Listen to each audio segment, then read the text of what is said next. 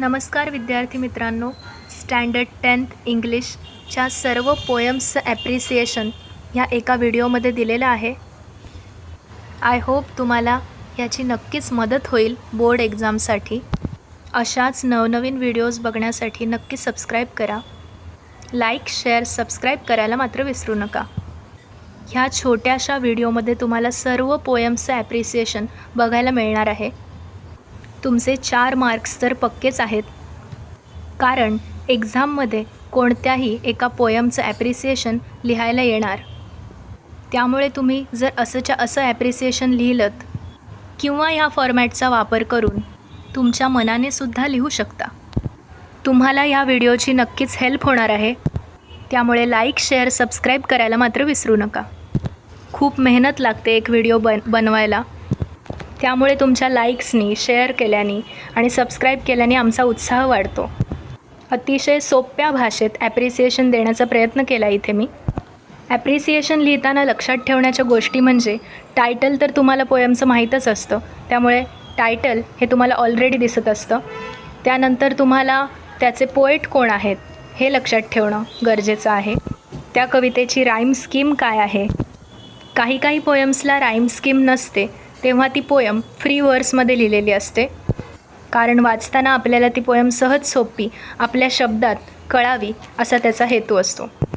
Rhyme स्कीमनंतर लक्षात ठेवण्याची गोष्ट म्हणजे त्या पोयममध्ये आलेले फिगर ऑफ स्पीच.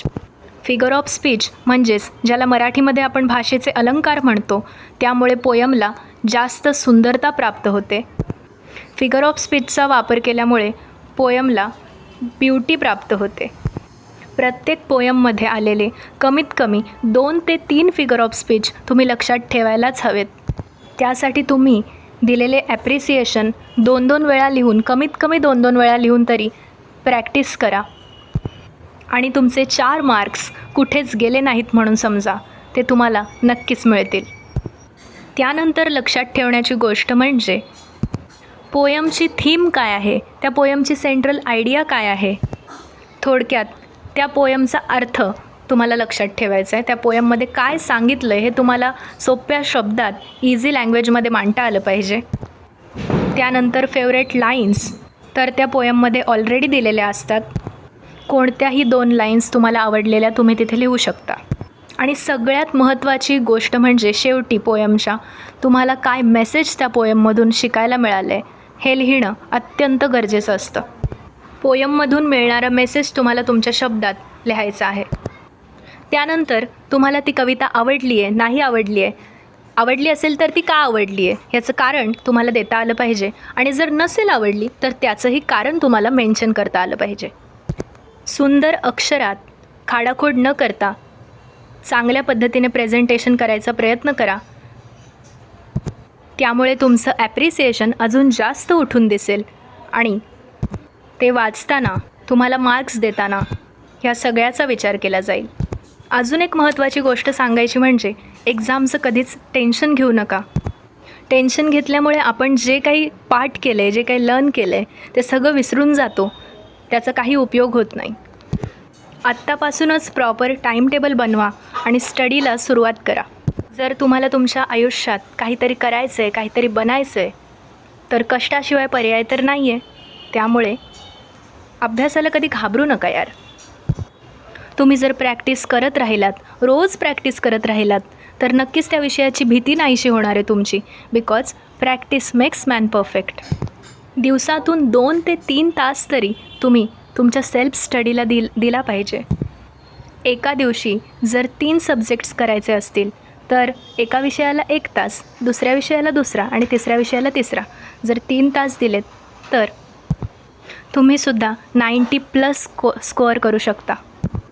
पण प्रॉपर गायडन्स घेणं मात्र गरजेचं आहे. तुम्ही जे काही फॉलो करताय ते मनापासून फॉलो करा. मग ते तुमच्या स्कूलमध्ये शिकवलेलं असो किंवा तुमच्या ट्युशनमध्ये शिकवलेलं असो, जे काही करताय ते मनापासून करा.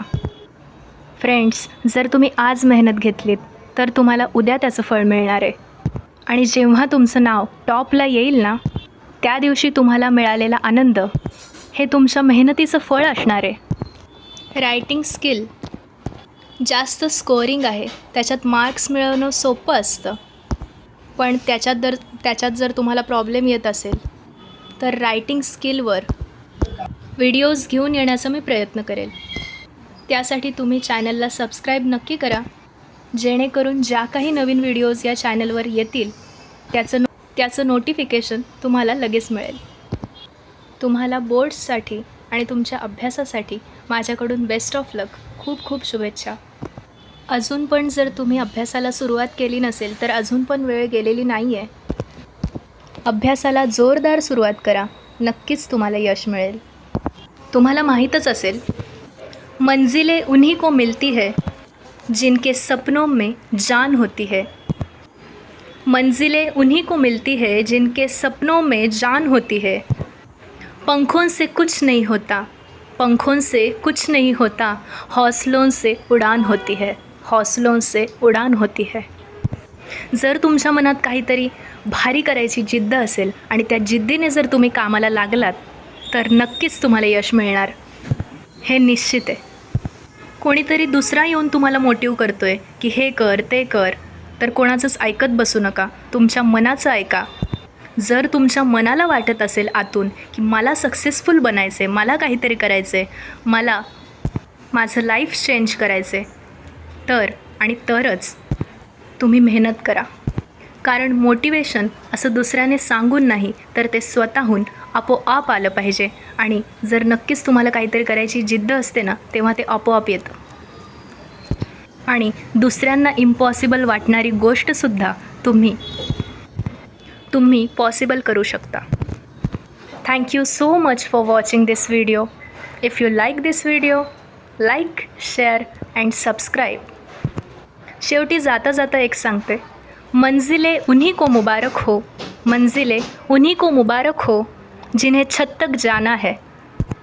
मंजिलें उन्हीं को मुबारक हो जिन्हें छत तक जाना है. तेरी मंजिल तो वो आसमान है जिसका रास्ता तुझे स्वयं बनाना है.